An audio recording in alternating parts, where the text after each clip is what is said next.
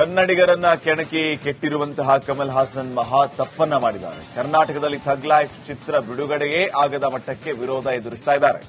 ಇದೀಗ ಕನ್ನಡ ಹೋರಾಟಗಾರರ ಜೊತೆಗೆ ರಾಜಕಾರಣಿಗಳು ವಿರೋಧವನ್ನು ವ್ಯಕ್ತಪಡಿಸ್ತಾ ಇದ್ದಾರೆ.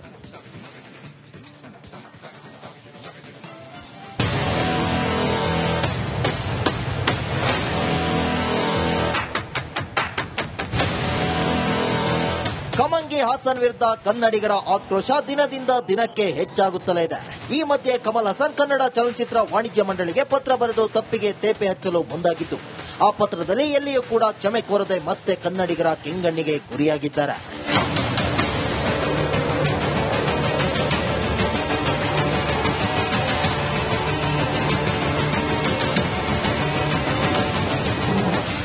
ಶಿವಣ್ಣಗೆ ಆಗಿರುವ ಮುಜುಗರಕ್ಕೆ ವಿಷಾದ ವ್ಯಕ್ತಪಡಿಸುತ್ತೇನೆ ಎಂದು ಪತ್ರ ಆರಂಭಿಸಿರೋ ಕಮಲ್, ನನ್ನ ಮಾತುಗಳನ್ನು ತಪ್ಪಾಗಿ ಅರ್ಥೈಸಲಾಗಿದೆ ಎಂದು ಕನ್ನಡಿಗರ ಮೇಲೆಯೇ ಗೂಬೆ ಕೂರಿಸಿದ್ದಾರೆ.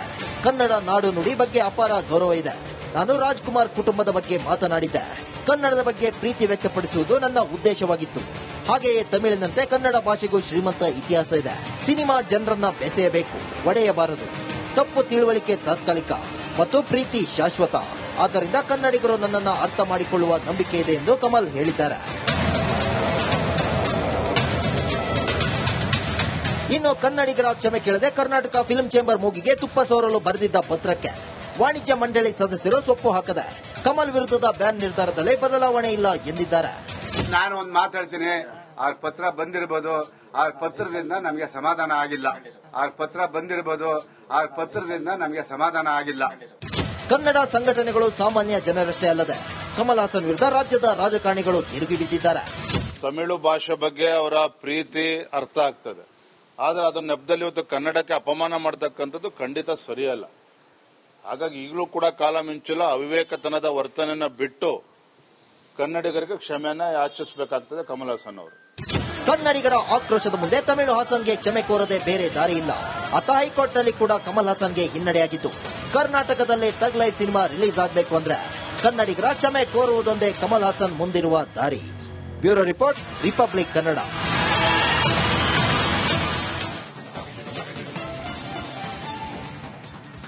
ಕನ್ನಡಿಗರನ್ನ ಕೆಣಕಿ ಕೆಟ್ಟಿರುವಂತಹ ಕಮಲ್ ಹಾಸನ್ ಮಹಾ ತಪ್ಪನ್ನ ಮಾಡಿದ್ದಾರೆ. ಕರ್ನಾಟಕದಲ್ಲಿ ಥಗ್ ಲೈಫ್ ಚಿತ್ರ ಬಿಡುಗಡೆಯೇ ಆಗದ ಮಟ್ಟಕ್ಕೆ ವಿರೋಧ ಎದುರಿಸ್ತಾ ಇದ್ದಾರೆ. ಇದೀಗ ಕನ್ನಡ ಹೋರಾಟಗಾರರ ಜೊತೆಗೆ ರಾಜಕಾರಣಿಗಳು ವಿರೋಧವನ್ನು ವ್ಯಕ್ತಪಡಿಸ್ತಾ ಇದ್ದಾರೆ.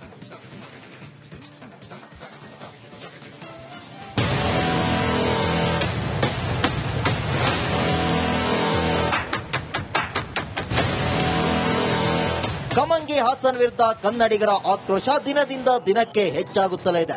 ಈ ಮಧ್ಯೆ ಕಮಲ್ ಹಾಸನ್ ಕನ್ನಡ ಚಲನಚಿತ್ರ ವಾಣಿಜ್ಯ ಮಂಡಳಿಗೆ ಪತ್ರ ಬರೆದು ತಪ್ಪಿಗೆ ತೇಪೆ ಹಚ್ಚಲು ಮುಂದಾಗಿದ್ದು, ಆ ಪತ್ರದಲ್ಲಿ ಎಲ್ಲಿಯೂ ಕೂಡ ಕ್ಷಮೆ ಕೋರದೆ ಮತ್ತೆ ಕನ್ನಡಿಗರ ಕೆಂಗಣ್ಣಿಗೆ ಗುರಿಯಾಗಿದ್ದಾರೆ.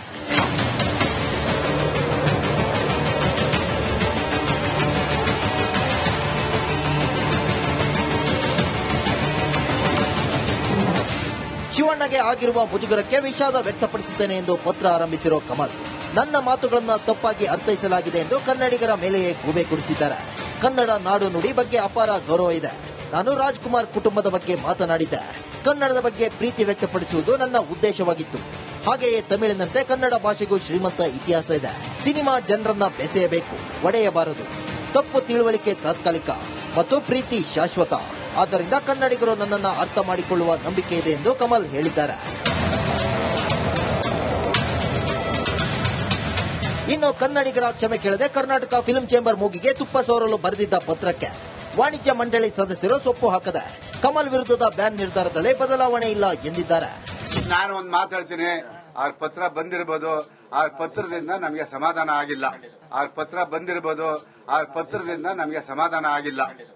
ಕನ್ನಡ ಸಂಘಟನೆಗಳು ಸಾಮಾನ್ಯ ಜನರಷ್ಟೇ ಅಲ್ಲದೆ ಕಮಲ್ ಹಾಸನ್ ವಿರುದ್ಧ ರಾಜ್ಯದ ರಾಜಕಾರಣಿಗಳು ತಿರುಗಿ ಬಿದ್ದಿದ್ದಾರೆ. ತಮಿಳು ಭಾಷೆ ಬಗ್ಗೆ ಅವರ ಪ್ರೀತಿ ಅರ್ಥ ಆಗ್ತದೆ, ಆದರೆ ಅದರ ನೆಪದಲ್ಲಿ ಇವತ್ತು ಕನ್ನಡಕ್ಕೆ ಅಪಮಾನ ಮಾಡತಕ್ಕಂಥದ್ದು ಖಂಡಿತ ಸರಿಯಲ್ಲ.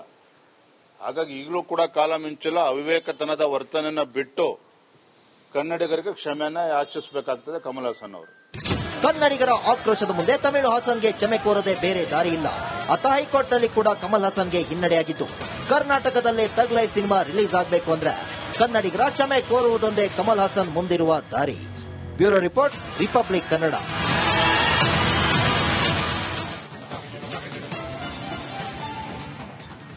ಕನ್ನಡಿಗರನ್ನ ಕೆಣಕಿ ಕೆಟ್ಟಿರುವಂತಹ ಕಮಲ್ ಹಾಸನ್ ಮಹಾ ತಪ್ಪನ್ನ ಮಾಡಿದ್ದಾರೆ. ಕರ್ನಾಟಕದಲ್ಲಿ ಥಗ್ ಲೈಫ್ ಚಿತ್ರ ಬಿಡುಗಡೆಯೇ ಆಗದ ಮಟ್ಟಕ್ಕೆ ವಿರೋಧ ಎದುರಿಸ್ತಾ ಇದ್ದಾರೆ.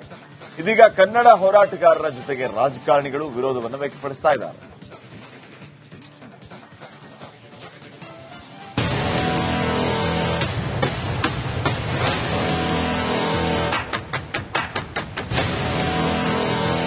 ಕಮಂಗಿ ಹಾಸನ್ ವಿರುದ್ಧ ಕನ್ನಡಿಗರ ಆಕ್ರೋಶ ದಿನದಿಂದ ದಿನಕ್ಕೆ ಹೆಚ್ಚಾಗುತ್ತಲೇ ಇದೆ.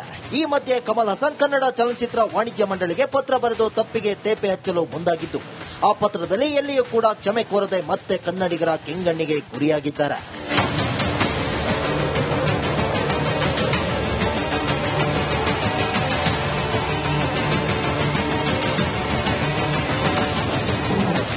ಶಿವಣ್ಣಗೆ ಆಗಿರುವ ಮುಜುಗರಕ್ಕೆ ವಿಷಾದ ವ್ಯಕ್ತಪಡಿಸುತ್ತೇನೆ ಎಂದು ಪತ್ರ ಆರಂಭಿಸಿರೋ ಕಮಲ್, ನನ್ನ ಮಾತುಗಳನ್ನು ತಪ್ಪಾಗಿ ಅರ್ಥೈಸಲಾಗಿದೆ ಎಂದು ಕನ್ನಡಿಗರ ಮೇಲೆಯೇ ಗೂಬೆ ಕೂರಿಸಿದ್ದಾರೆ. ಕನ್ನಡ ನಾಡು ನುಡಿ ಬಗ್ಗೆ ಅಪಾರ ಗೌರವ ಇದೆ. ನಾನು ರಾಜ್ಕುಮಾರ್ ಕುಟುಂಬದ ಬಗ್ಗೆ ಮಾತನಾಡಿದ್ದೆ. ಕನ್ನಡದ ಬಗ್ಗೆ ಪ್ರೀತಿ ವ್ಯಕ್ತಪಡಿಸುವುದು ನನ್ನ ಉದ್ದೇಶವಾಗಿತ್ತು. ಹಾಗೆಯೇ ತಮಿಳಿನಂತೆ ಕನ್ನಡ ಭಾಷೆಗೂ ಶ್ರೀಮಂತ ಇತಿಹಾಸ ಇದೆ. ಸಿನಿಮಾ ಜನರನ್ನ ಬೆಸೆಯಬೇಕು, ಒಡೆಯಬಾರದು. ತಪ್ಪು ತಿಳುವಳಿಕೆ ತಾತ್ಕಾಲಿಕ ಮತ್ತು ಪ್ರೀತಿ ಶಾಶ್ವತ. ಆದ್ದರಿಂದ ಕನ್ನಡಿಗರು ನನ್ನನ್ನು ಅರ್ಥ ಮಾಡಿಕೊಳ್ಳುವ ನಂಬಿಕೆ ಇದೆ ಎಂದು ಕಮಲ್ ಹೇಳಿದ್ದಾರೆ. ಇನ್ನು ಕನ್ನಡಿಗರ ಕ್ಷಮೆ ಕೇಳದೆ ಕರ್ನಾಟಕ ಫಿಲ್ಮ್ ಚೇಂಬರ್ ಮೂಗಿಗೆ ತುಪ್ಪ ಸೋರಲು ಬರೆದಿದ್ದ ಪತ್ರಕ್ಕೆ ವಾಣಿಜ್ಯ ಮಂಡಳಿ ಸದಸ್ಯರು ಸೊಪ್ಪು ಹಾಕದೆ ಕಮಲ್ ವಿರುದ್ಧದ ಬ್ಯಾನ್ ನಿರ್ಧಾರದಲ್ಲಿ ಬದಲಾವಣೆ ಇಲ್ಲ ಎಂದಿದ್ದಾರೆ. ನಾನು ಒಂದು ಮಾತಾಡ್ತೀನಿ, ಆ ಪತ್ರ ಬಂದಿರಬಹುದು, ಆ ಪತ್ರದಿಂದ ನಮಗೆ ಸಮಾಧಾನ ಆಗಿಲ್ಲ. ಆ ಪತ್ರ ಬಂದಿರಬಹುದು, ಆ ಪತ್ರದಿಂದ ನಮಗೆ ಸಮಾಧಾನ ಆಗಿಲ್ಲ. ಕನ್ನಡ ಸಂಘಟನೆಗಳು ಸಾಮಾನ್ಯ ಜನರಷ್ಟೇ ಅಲ್ಲದೆ ಕಮಲ್ ಹಾಸನ್ ವಿರುದ್ಧ ರಾಜ್ಯದ ರಾಜಕಾರಣಿಗಳು ತಿರುಗಿ ಬಿದ್ದಿದ್ದಾರೆ. ತಮಿಳು ಭಾಷೆ ಬಗ್ಗೆ ಅವರ ಪ್ರೀತಿ ಅರ್ಥ ಆಗ್ತದೆ, ಆದರೆ ಅದರ ನೆಪದಲ್ಲಿ ಇವತ್ತು ಕನ್ನಡಕ್ಕೆ ಅಪಮಾನ ಮಾಡತಕ್ಕಂಥದ್ದು ಖಂಡಿತ ಸರಿಯಲ್ಲ. ಹಾಗಾಗಿ ಈಗಲೂ ಕೂಡ ಕಾಲ ಮಿಂಚಿಲ್ಲ, ಅವಿವೇಕತನದ ವರ್ತನೆಯನ್ನ ಬಿಟ್ಟು ಕನ್ನಡಿಗರಿಗೆ ಕ್ಷಮೆಯನ್ನ ಯಾಚಿಸಬೇಕಾಗ್ತದೆ ಕಮಲ್ ಹಾಸನ್ ಅವರು. ಕನ್ನಡಿಗರ ಆಕ್ರೋಶದ ಮುಂದೆ ತಮಿಳು ಹಾಸನ್ಗೆ ಕ್ಷಮೆ ಕೋರದೆ ಬೇರೆ ದಾರಿ ಇಲ್ಲ. ಅತ ಹೈಕೋರ್ಟ್ನಲ್ಲಿ ಕೂಡ ಕಮಲ್ ಹಾಸನ್ಗೆ ಹಿನ್ನಡೆಯಾಗಿತ್ತು. ಕರ್ನಾಟಕದಲ್ಲಿ ಥಗ್ ಲೈಫ್ ಸಿನಿಮಾ ರಿಲೀಸ್ ಆಗಬೇಕು ಅಂದ್ರೆ ಕನ್ನಡಿಗರ ಕ್ಷಮೆ ಕೋರುವುದೊಂದೇ ಕಮಲ್ ಹಾಸನ್ ಮುಂದಿರುವ ದಾರಿ. Bureau report, Republic Kannada.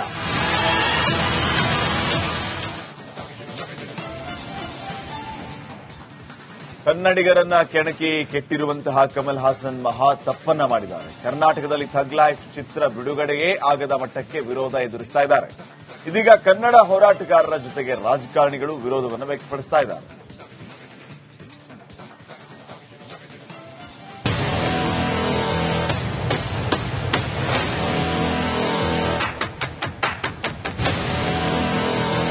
ಕಮಂಗಿ Haasan ವಿರುದ್ಧ ಕನ್ನಡಿಗರ ಆಕ್ರೋಶ ದಿನದಿಂದ ದಿನಕ್ಕೆ ಹೆಚ್ಚಾಗುತ್ತಲೇ ಇದೆ.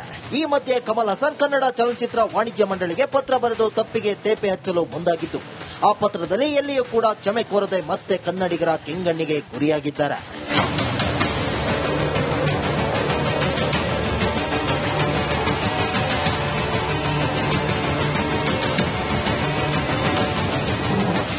ಶಿವಣ್ಣಗೆ ಆಗಿರುವ ಮುಜುಗರಕ್ಕೆ ವಿಷಾದ ವ್ಯಕ್ತಪಡಿಸುತ್ತೇನೆ ಎಂದು ಪತ್ರ ಆರಂಭಿಸಿರೋ ಕಮಲ್, ನನ್ನ ಮಾತುಗಳನ್ನು ತಪ್ಪಾಗಿ ಅರ್ಥೈಸಲಾಗಿದೆ ಎಂದು ಕನ್ನಡಿಗರ ಮೇಲೆಯೇ ಗೂಬೆ ಕೂರಿಸಿದ್ದಾರೆ. ಕನ್ನಡ ನಾಡು ನುಡಿ ಬಗ್ಗೆ ಅಪಾರ ಗೌರವ ಇದೆ. ನಾನು ರಾಜ್ಕುಮಾರ್ ಕುಟುಂಬದ ಬಗ್ಗೆ ಮಾತನಾಡಿದ್ದೆ. ಕನ್ನಡದ ಬಗ್ಗೆ ಪ್ರೀತಿ ವ್ಯಕ್ತಪಡಿಸುವುದು ನನ್ನ ಉದ್ದೇಶವಾಗಿತ್ತು. ಹಾಗೆಯೇ ತಮಿಳಿನಂತೆ ಕನ್ನಡ ಭಾಷೆಗೂ ಶ್ರೀಮಂತ ಇತಿಹಾಸ ಇದೆ. ಸಿನಿಮಾ ಜನರನ್ನ ಬೆಸೆಯಬೇಕು, ಒಡೆಯಬಾರದು. ತಪ್ಪು ತಿಳುವಳಿಕೆ ತಾತ್ಕಾಲಿಕ ಮತ್ತು ಪ್ರೀತಿ ಶಾಶ್ವತ. ಆದ್ದರಿಂದ ಕನ್ನಡಿಗರು ನನ್ನನ್ನು ಅರ್ಥ ಮಾಡಿಕೊಳ್ಳುವ ನಂಬಿಕೆ ಇದೆ ಎಂದು ಕಮಲ್ ಹೇಳಿದ್ದಾರೆ. ಇನ್ನು ಕನ್ನಡಿಗರ ಕ್ಷಮೆ ಕೇಳದೆ ಕರ್ನಾಟಕ ಫಿಲ್ಮ್ ಚೇಂಬರ್ ಮೂಗಿಗೆ ತುಪ್ಪ ಸೋರಲು ಬರೆದಿದ್ದ ಪತ್ರಕ್ಕೆ ವಾಣಿಜ್ಯ ಮಂಡಳಿ ಸದಸ್ಯರು ಸೊಪ್ಪು ಹಾಕದೆ ಕಮಲ್ ವಿರುದ್ಧದ ಬ್ಯಾನ್ ನಿರ್ಧಾರದಲ್ಲಿ ಬದಲಾವಣೆ ಇಲ್ಲ ಎಂದಿದ್ದಾರೆ. ನಾನು ಒಂದು ಮಾತಾಡ್ತೀನಿ, ಆ ಪತ್ರ ಬಂದಿರಬಹುದು, ಆ ಪತ್ರದಿಂದ ನಮಗೆ ಸಮಾಧಾನ ಆಗಿಲ್ಲ. ಆ ಪತ್ರ ಬಂದಿರಬಹುದು, ಆ ಪತ್ರದಿಂದ ನಮಗೆ ಸಮಾಧಾನ ಆಗಿಲ್ಲ. ಕನ್ನಡ ಸಂಘಟನೆಗಳು ಸಾಮಾನ್ಯ ಜನರಷ್ಟೇ ಅಲ್ಲದೆ ಕಮಲ್ ಹಾಸನ್ ವಿರುದ್ಧ ರಾಜ್ಯದ ರಾಜಕಾರಣಿಗಳು ತಿರುಗಿ ಬಿದ್ದಿದ್ದಾರೆ. ತಮಿಳು ಭಾಷೆ ಬಗ್ಗೆ ಅವರ ಪ್ರೀತಿ ಅರ್ಥ ಆಗ್ತದೆ, ಆದರೆ ಅದರ ನೆಪದಲ್ಲಿ ಇವತ್ತು ಕನ್ನಡಕ್ಕೆ ಅಪಮಾನ ಮಾಡತಕ್ಕಂಥದ್ದು ಖಂಡಿತ ಸರಿಯಲ್ಲ. ಹಾಗಾಗಿ ಈಗಲೂ ಕೂಡ ಕಾಲ ಮಿಂಚಿಲ್ಲ, ಅವಿವೇಕತನದ ವರ್ತನೆಯನ್ನ ಬಿಟ್ಟು ಕನ್ನಡಿಗರಿಗೆ ಕ್ಷಮೆಯನ್ನ ಯಾಚಿಸಬೇಕಾಗ್ತದೆ ಕಮಲ್ ಹಾಸನ್ ಅವರು. ಕನ್ನಡಿಗರ ಆಕ್ರೋಶದ ಮುಂದೆ ತಮಿಳು ಹಾಸನ್ಗೆ ಕ್ಷಮೆ ಕೋರದೆ ಬೇರೆ ದಾರಿ ಇಲ್ಲ. ಅತ ಹೈಕೋರ್ಟ್ನಲ್ಲಿ ಕೂಡ Kamal ಹಾಸನ್ಗೆ ಹಿನ್ನಡೆಯಾಗಿತ್ತು.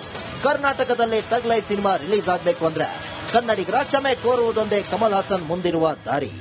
Bureau report, Republic Kannada.